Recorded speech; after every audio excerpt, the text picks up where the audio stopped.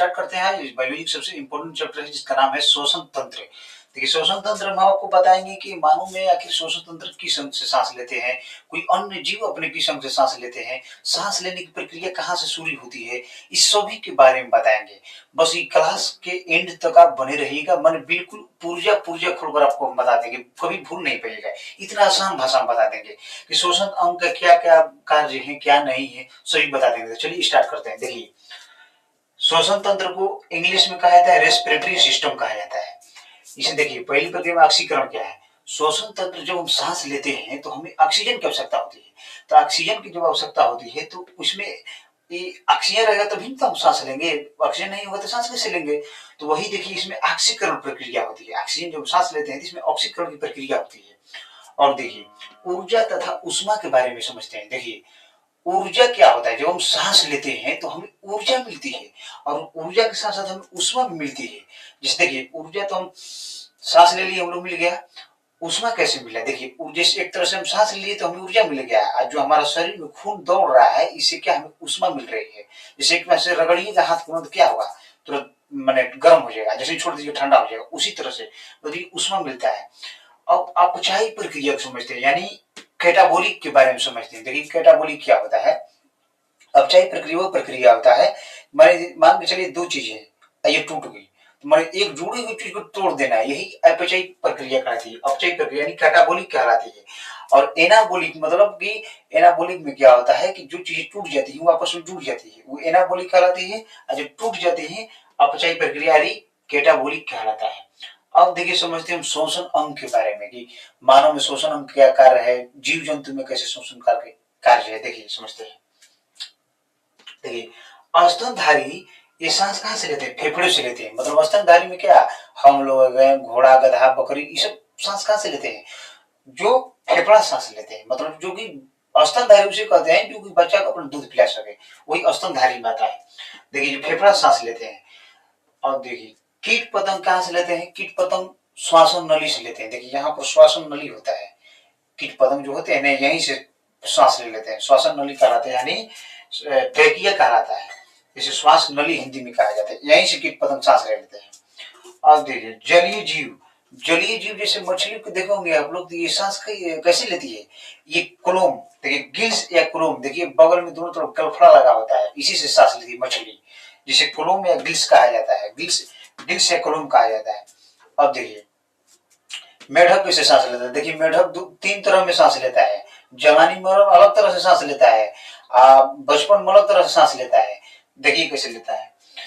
मेढक जो भूमि पर रहता है तो फेफड़ा सांस लेता है, मतलब मेढक जो भूमि पर रहेगा तो फेफड़ा सांस लेता है। और जब भूमिगत तो मतलब भूमि के अंदर जब चला जाएगा तो त्वचा से सांस लेने लगता है। और जब टेडपोल मतलब बच्चा रहेगा छोटा सा, मेढक जब छोटा सा बच्चा रहता है, देखेंगे आप लोग नदी तालाब में छोटा इतनी मछली की तरह माने तैरता होगा, तो आप लोग क्या पकड़ के लाते होंगे या पता चलता है बाद में रिसर्च हो रही तो मेढक बन गया है। तो वही देखिए मछली का कार्य जो होता है टेडपोल, ये नवजात शिशु में अवस्था में होता है। बच्चा समय में किस में लेता है, गिल्स ले सांस लेता है, मतलब फेफड़ा सांस लेता है। और जो भूमि के अंदर चला जाता है तो त्वचा सांस लेता है मेढक, और भूमि पर रहेगा तो फेफड़ा से सांस लेता है। देखिए इसकी प्रक्रिया कितनी लंबा चौड़ा है सांस लेने की, तो ये समझ गए आप लोग। अब देखिए मेन अध्ययन यहां से आते हैं, ब्रीडिंग के बारे में बात करते हैं, मतलब श्वासोच्छ्वास, मतलब ब्रीडिंग के बारे में समझते हैं क्या कहलाता है। सांस लेने और छोड़ने की प्रक्रिया को हम ब्रीडिंग या श्वासोच्छ्वास कहते हैं। तो चलिए देखिए समझते हैं। सांस अंदर लेना मतलब जैसे हम लोग ऑक्सीजन को अंदर ले लिए तो क्या कहलाता है, निश्वसन।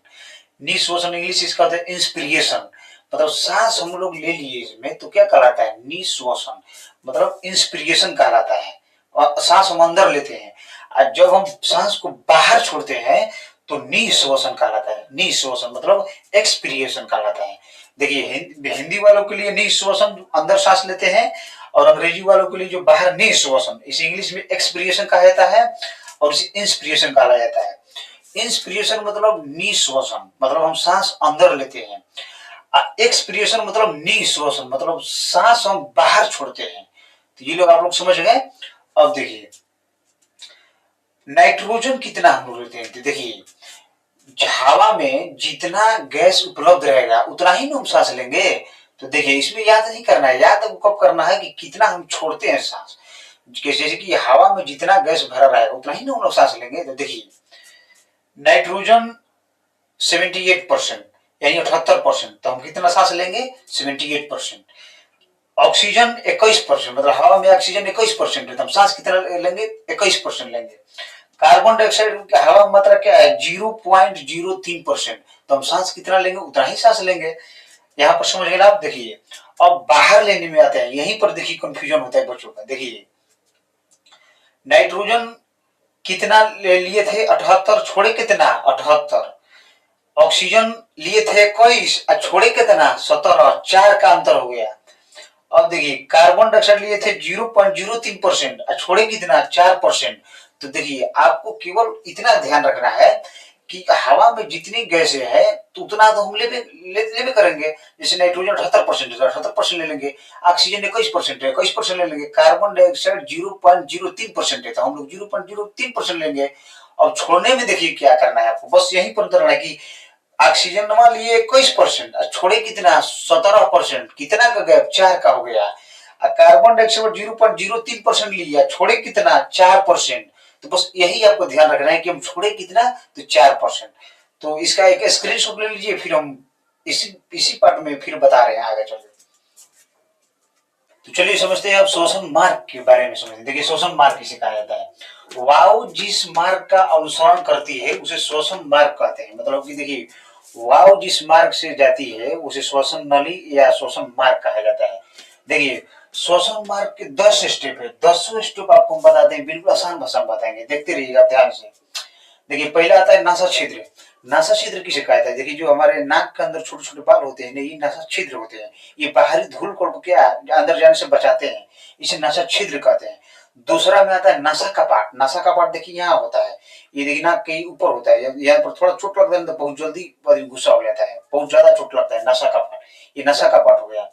फिर देखिए तीसरे नंबर पर आता है फैरिंग्स। फैरिंग्स मतलब ग्रसनी। ग्रसनी क्या है, ये भोजन और हवा का दोनों का मार्ग है ग्रसनी। देखिए जिसे इसे हिंदी में हलक कहते हैं। कहते नहीं कि फिल्म नहीं कहता है कि तुम्हारा हलक से जुबान में अगर खींच लेंगे तो वही हलक होता है, अंदर जो हलक होता है। फैरिंग्स को हलक भी कहा जाता है हिंदी में। ग्रसनी क्या भोजन और वायु मार्ग का दोनों रास्ता है ग्रसनी। और देखिए चौथा में आता है लैरिंग्स। लैरिंग्स यहाँ होता है, अगर इसको ऐसे दबा दीजिएगा ना तो साउंड ही नहीं निकलेगा, इसे वॉइस बॉक्स कहा जाता है, मतलब स्वर यंत्र भी कहा जाता है इसे, लैरिंग्स। और देखिए पांचवा मार्ग ट्रेकिया। देखिए पहले फिर एक बार स्टेप समझ लीजिए। देखिए श्वसन मार्ग का पहला रास्ता नसा छिद्र, नसा कपाट, लैरिंग्स, फैरिंग्स। मतलब नसा छिद्र, नसा कपाट, ग्रासनी, स्वर यंत्र, मतलब लैरिंग्स स्वर यंत्र है। अब ये देखिए अब आता है पांचवा पर ट्रेकिया। ट्रेकिया समझते हैं। देखिए जो हमारा जो सांस लेने के लिए जो यहाँ पर नली लगाई जाती है ऐसे लामा तरह का, उसी तरह जैसे कि इसको ट्रेकिया कहते हैं। जैसे नली लगाई हुई है ना, ये ट्रेकिया कहलाती है। और इसमें ये छोटे छोटे जो संरचनाएं दिखाई रही है हड्डी को, ये क्या करता है, इसे कार्टिलेज कहा जाता है। ये चिपका कर रखता है, चिपक रखता है, ताकि जो नली है जो ट्रेकिया इस सुकड़े मत, अगर सुकड़ जाएगा ना फिर सांसें नहीं लीजिएगा, सांस भी नहीं लिया जाएगा। ये देखिए होता है।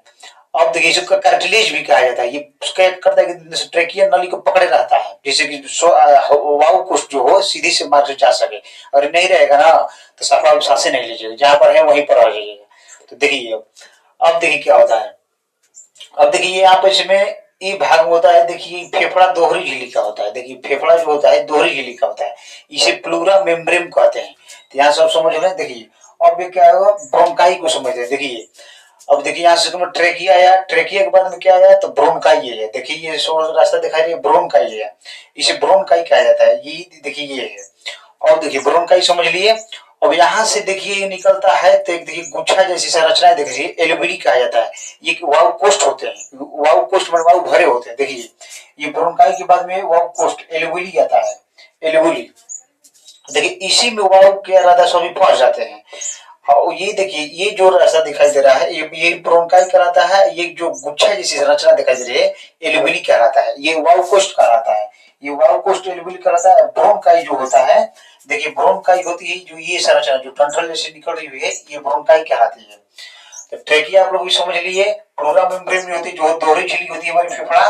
और ब्रोंकाई देखिए ये झिड़ी होती है। अब देखिए क्या होता है कोरोना में, क्या होता है इस साला इस श्वसन नली बंद हो जाता है, दोनों जो ब्रोंकाई है जैसे ब्रोंकुलियस है ये जाम होता है, कोरोना यही पहुंच जाता है और सांस लीजिएगा ऐसे हो चुकते रहिएगा, सांसें नहीं लिएगा, यही जाम कर देता है। कोरोना में कितने लोगों की मृत्यु करा दिया, यही कोरोना में से यही जाम कर देता है। तो अब देखिए मेन देखिए प्रक्रिया जो समझ गए, पहले फिर से समझिए आप।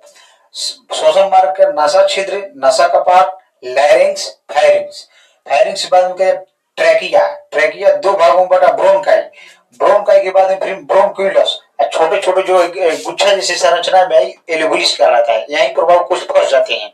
अब देखिए यहाँ से क्या होता है, यहीं से सब वायु आता है और वायु क्या करता है यहाँ पर, वायु के क्या करता है ब्लड ले लेता है, ऑक्सीजन को ब्लड ले लेता है, ब्लड ले जाकर क्या करता है सारे कोशिकाओं को बढ़ देता है। अब कोशिका क्या करता है माइटोकॉन्ड्रिया को बढ़ता है, माइटोकॉन्ड्रिया क्या करता है ले ले तू ले ले पूरा शरीर में बढ़ देता है। तो इस माइटोकॉन्ड्रिया के बारे में तो पिछले क्लास में आपको हम बताए थे क्या था। माइटोकॉन्ड्रिया क्या करता है श्वसन यंत्र करता है, इसमें क्रेब्स चक्र नामक से रचना चलती है। तो ब्लड देखिए वायु कोष्ठ को ब्लड ले लिया, ब्लड क्या कर दिया सेल को दे दिया ऑक्सीजन, ऑक्सीजन सेल कर दिया माइटोकॉन्ड्रिया दे दिया।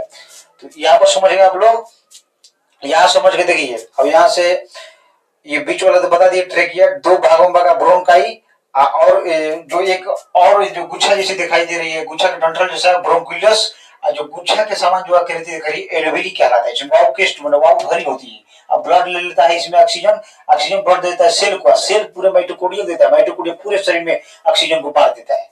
तो यहाँ तो आप लोग समझ गए। तो चलिए इसका स्क्रीनशॉट लिए फिर हम बता रहे हैं कि श्वसन मार्ग के मेन अध्ययन को आप चालू कर रहे हैं।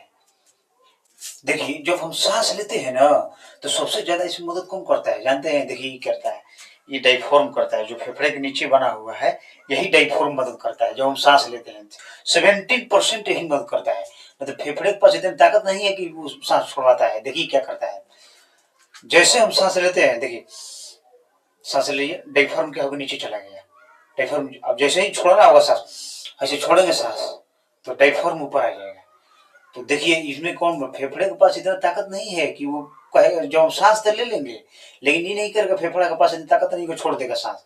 डायफ्राम को बोलता है फेफड़ा ए डायफ्राम थोड़ा ढकेल ढकेल ढकेल ढकेल, हम सांस थोड़ा बाहर निकाल ढकेल, फिर डायफ्राम कहता है इतना जल्दी हबड़ाए कहीं क्या है रुक ढकल रहे हैं, तो डायफ्राम लगाता है इधर से ठेल कैसे ऊपर फैलता है तो हम बाहर सांस छोड़ देते हैं। तो डायफ्राम को समझ गए, देखिए डायफ्राम क्या होता है, जैसे ही सांस लिए डायफ्राम एकदम नीचे चला गया, सांस छोड़े डायफ्राम ऊपर आ गया। तो कभी कभी देखिए डायफ्राम क्या है, 190 ऊतक के बना होता है डायफ्राम। देखिए क्या होता है कभी कभी आप देखे होंगे कि जब एक्सीडेंट होता है तो देखे होंगे कि ना उसका सिर फूटा ना पैर ना हाथ कुछ नहीं टूटा है, साला मर यूं गया जा, गजब होता है। जानते हैं इसमें क्या होता है कैसे मर जाता है, डायफ्राम टूट जाता है। डायफ्राम तो मांस का बना होता है और डायफ्राम क्या होता है फेफड़ा से टूट जाता है, छोड़ देता है साला और वह का मर गया है। तो डायफ्राम बहुत जरूरी होता है, डायफ्राम का देख रेख बहुत रखा, इसी में चोट से बचाना चाहिए। यहाँ पर फेफड़े के नीचे ही बना होता है, मांस का बना होता है, टूट जाता है सांसें लेना पड़ता है। फिल्म देखते हैं बड़ा बड़ा बिल्डिंग से गिरता है कुछ नहीं होता है, डायफ्राम टूट जाएगा ऐसे कर करके मर जाता है। देखे है ना, देखिए वही बात है डायफ्राम 70% सांस लेने में मदद करता है। देखिए अब आप बोलिए कि गर्भवती जो महिलाएं होती है वो सांस कैसे लेती है, आप बोलिए कि सर ये गर्भवती महिला सांस कैसे लेती है, उसके तो ऐसे पेट आ जाता है, जब वो सांस से लेगी तो जो है डायफ्राम नीचे जाएगा तो इतना बड़ा पेट उसका जाता है, डायफ्राम कैसे जाएगा। तो देखिए गर्भवती महिलाएं सांस कैसे लेती हैं, उस तो या इतना बड़ा पेट इसमें बचा जाता है, तो देखिए किसे सांस लेती है। ये दोनों जो पसली दिखाई देता है ना इधर पंजरी कहते हैं, पंजरी जिसे पसली, इसी बाता पसली से सांस लेती है, यही पसली से, क्योंकि डायफ्राम तो ऑलरेडी काम नहीं करेगा, यहाँ तो इतना बड़ा पेट निकल गया है। तो ये क्या है दोनों पसली है ना बगल का किनारे का वहीं से काटती है, पसली फिर ऐसे जाता है सिकुड़ता है फैलता है, सिकुड़ता है फैलता है, उसी से सांस लेती है महिलाएं, गर्भवती महिलाएं। यदि पसली में कोई दिक्कत हो गया ना, पसली टूट गया ना तो महिला का मरना फिक्स है, वो सांसें नहीं ले पाएगी। डायफ्राम तो नीचे है, बीच में पेट का बच्चा आ गया, डायफ्राम तो नीचे ही ऐसे ही ऑलरेडी है, वो भी नहीं करेगा, यहीं पर अटका रहेगा। तो जो पसली है बात है यही फैलता रहता है या सिकुड़ता रहता है, इसी से गर्भवती महिलाएं सांस लेती है, डायफ्राम तो काम नहीं करता है उस टाइम। तो यहाँ पर आप लोग समझ गए कि डायफ्राम का क्या क्या कार्य है। अब देखिए आते समझते हैं कि जब हम खाना खाते हैं तो हिचकी कहा जाता है, हुचुकता रहता है आदमी, इसको समझते हैं। देखिए देखिए ये जो श्वसन नली बना हुआ है, ये देखिए ये जो ग्रासनी बना हुआ है इसे क्या कहते हैं, फेरिंक्स कहा जाता है। ये फेरिंक्स जो बना हुआ है, ये फेरिंक्स जो बना हुआ है, देखिए ये एक ही है, इसमें तो भोजन हवा का दोनों का मार्ग एक ही है। तो देखिए ये भोजन ऐसे आया, ऐसे मार्ग चला गया। तो देखिए ये बीच वाला जो चपटा दिखाई दे रहा है, ये क्या है, इपोग्लोटिक्स कहा जाता है। इसे इसे देखिए इपोग्लोटिक्स कहा जाता है, इसे इपोग्लोटिक्स कहा जाता है। देखिए इसे एपिग्लोटिक्स कहा जाता है। इपोग्लोटिक्स का कार्य क्या होता है, यही देखिए मेन अध्ययन का इसका समझिए। बहुत रोमांचक चैप्टर है, ध्यान से समझिएगा। देखिए जब हम खाना खाते हैं तो क्या होता है कि खाना तो ऐसे आ रहा है, ऐसे आ रहा है भोजन, ठीक है। तो ये इपिग्लोटिक्स क्या करता है, जब हम खाना का उपयोग खाते हैं तो दिमाग तो हमारा क्या होता है, घुमा रहता है उधर। देखिए जब खाना खाएंगे आप तो किसी के बात सोचते रहेंगे, इधर घुमा गया दिमाग आपको उधर, किसी लड़की के बारे में सोच रहे हैं या किसी पैसा के बारे में सोच रहे हैं, खाना खा रहे हैं।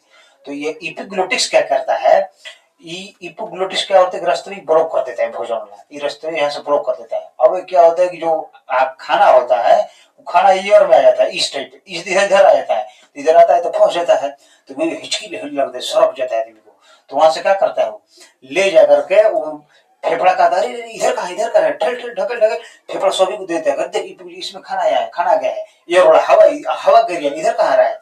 तो इसमें देखिए क्या होता है कि हवा वाले एरिया में इपोग्लोटिस इधर चला गया, एग्जाम को दे तो उसमें सरक जाता है, हिचकते रहता है। देखिए अब क्या होता है, इपिग्लोटिक्स कैसे कार्य करता है। इपिग्लोटिक्स ऐसे थोड़ी क्या कर सकते, आपको हम खाना खा रहे हैं इपिग्लोटिक्स इधर हो जाओ, हवा सांस ले रहे हैं तो इधर हो जाओ, नहीं।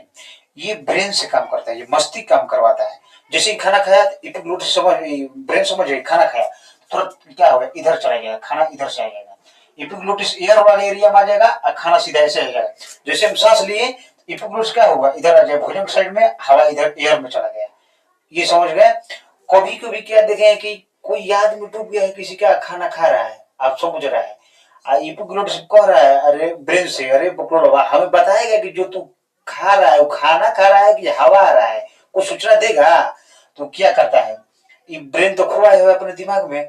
तो देखिए यहाँ पर क्या करता है ना, इपिग्लोटिस ऐसा भोजन बनाने बंद कर देता है, ये जो खाना होता है ये और फेफड़ा मारने लगता है। तो फेफड़ा मारने लगता है, यही प्रकार सड़क जाता है, किसी किसी नाके में सब भोजन आ जाता है। देखे होंगे आप, देखिए क्या होता है, यहाँ जो एयर होता है, यहाँ पर एयर वाले स्थान पर भोजन आने लगता है, इपिग्लोटिस क्या करता है, इसका दरवाजा बंद कर देता है। तो भोजन तो यहाँ से बंद हो गया, इधर जाने लगा, तो हिचकने लगती है, सड़क जाती है, कोई को तो सड़क पर मर भी जाता है। तो वही देखिए इपिग्लोटिक्स का बहुत बड़ा काम होता है, ये ब्रेन के अनुसार काम करता है। अगर ये ब्रेन काम नहीं करेगा ना तो तुरंत यहाँ पर जाम कर देता है।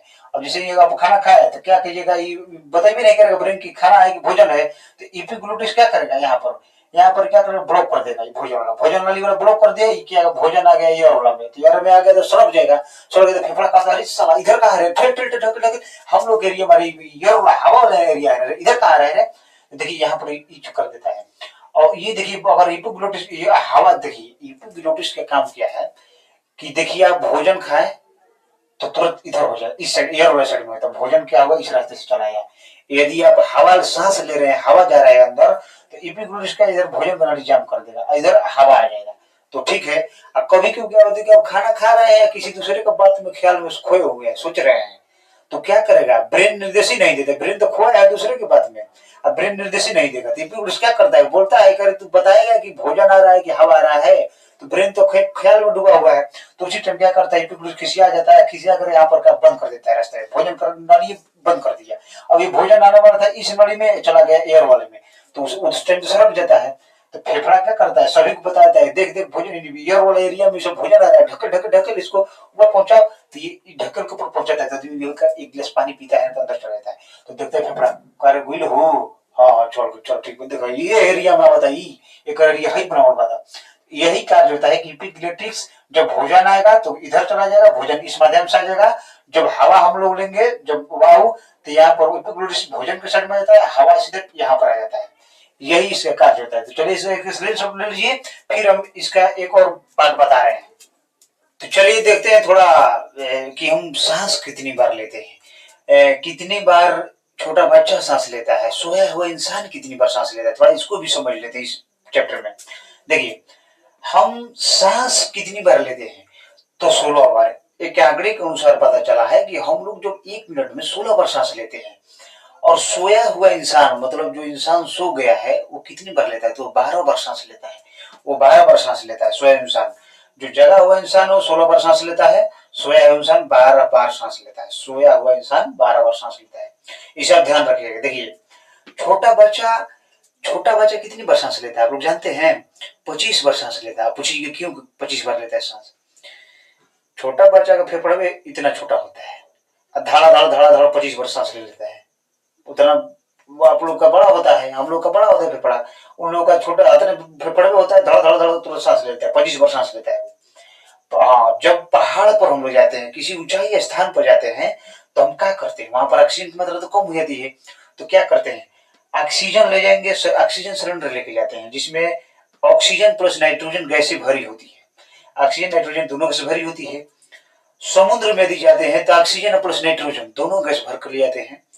यदि समुद्र की अत्यधिक गहराई, यदि 300 फीट अंदर गहराई में जाते हैं हम लोग, तो ऑक्सीजन प्लस हीलियम गैस लेकर जाते हैं, क्योंकि वहां पर नहीं लेके जाइएगा तो आप अगर मर जाइएगा, इसलिए जरूरी होता है। अब थोड़ा इधर आइए। अब देखिए यहाँ पर आपको बता देते हैं, एक बार बताए थे हम आपको कि जो हम सांस लेते हैं तो हमारा हीमोग्लोबिन ऑक्सीजन को लेकर कोशिकाओं को देता है, और कोशिका क्या करती है? ऑक्सीजन माइटोकॉन्ड्रिया देता है। तो माइटोकॉन्ड्रिया क्या करता है? माइटोकॉन्ड्रिया ऑक्सीजन क्या करता है? चेन रिएक्शन करता है, मतलब साइकिल चलाता है। देखिए वही बता रहे हैं। हीमोग्लोबिन क्या करता है? ऑक्सीजन और कार्बन डाइऑक्साइड दोनों का परिवहन करता है। हीमोग्लोबिन ऑक्सीजन और कार्बन डाइऑक्साइड का आदान प्रदान करता है, परिवहन करता है। तो वही देखिए, हीमोग्लोबिन बहुत बड़ा खतरा भी है। इसे तो बहुत जरूरी है कि हीमोग्लोबिन ऑक्सीजन का परिवहन ना कार्बन डाइऑक्साइड का कर रहा है, बहुत जरूरी है हमारे ब्लड में गैसों का परिवहन करने के लिए, लेकिन बहुत खतरा होता है हीमोग्लोबिन। ये देखिए, ये जैसे ही कहीं कार्बन मोनोऑक्साइड को देख लेता है ना, धड़ाक से ना ऑक्सीजन को छोड़ करके कार्बन मोनोऑक्साइड को पकड़ लेता है। अब पूछिए क्यों? देखिए, जैसे ही हम कोई किसी स्थान पर गाड़ी मोटर जाता है, वहां पर हम धुआं कहीं सूंघ लेते हैं, तो धड़ाक से नहीं हीमोग्लोबिन क्या करता है? ऑक्सीजन को हटा करके कार्बन मोनोऑक्साइड को ले लेता है अपने अंदर, पूरा धुआं धुआं कर देता है पूरा शरीर की। और धुआं सूंघ लेंगे पूरा चक्रिया लगा, माथा वहीं पर ढेर सारी लड़कियां होती है कि सूंघेंगी बस वहीं पर गिर जाती है। वो देखो बहुत बड़ा ज्वर सूंघ लिए, ज्वर तो भी किया है, अब गिर जाते हैं लोग। तो इसलिए कार्बन मोनोऑक्साइड बहुत खतरनाक होता है। ऐसा खतरा इतना होता है कि इसको छोड़ करके इसको पकड़ लेता है। देखिए कहावत कहा जाता है कि प्रेम के नाम में उसी दिन छेद हो जाती है जब कोई गर्लफ्रेंड अपने से ज्यादा खूबसूरत सहेली से मिलवा देती है। बस वही हाल है इसका। ये क्या करता है कि ऑक्सीजन को छोड़कर के कार्बन मोनोऑक्साइड को पकड़ लेता है। वही हाल है कि जो हम आपको बताए हैं कि प्रेम के नाव में पहला छेद उसी दिन हो जाता है जब कोई गर्लफ्रेंड अपने से ज्यादा खूबसूरत दूसरी सहेली से मिलवा देती है। वो क्या करता है कि सहेलिया के वो गर्लफ्रेंड को हटा करके सहेलिया के पीछे पड़ जाता है। अब देखिए यही खेला करता है, हीमोग्लोबिन ऑक्सीजन को छोड़ करके कार्बन मोनोऑक्साइड में फेरम पड़ जाता है। इसलिए आप लोग कार्बन मोनोऑक्साइड से बचे रहिए हमेशा। कहीं भी धुआं धकड़ा स्थान पर जाइएगा तो क्या कीजिए? मास्क लगा लीजिए, नहीं तो नाक को बंद कर लीजिए, थोड़ा उससे दूर रहिए, नहीं तो क्या करेगा? हीमोग्लोबिन ऑक्सीजन को छोड़कर कार्बन मोनोऑक्साइड को तुरंत ले लेगा। इसलिए हम बोल रहे हैं आपको कि आप लोग कहीं भी जाइए तो मास्क लगा लीजिए गाड़ी मोटर में, और कार्बन मोनोऑक्साइड के संपर्क में नहीं जाने दीजिए हीमोग्लोबिन को। ये सब ध्यान रखिए। ठीक है, इसका स्क्रीनशॉट ले लीजिए।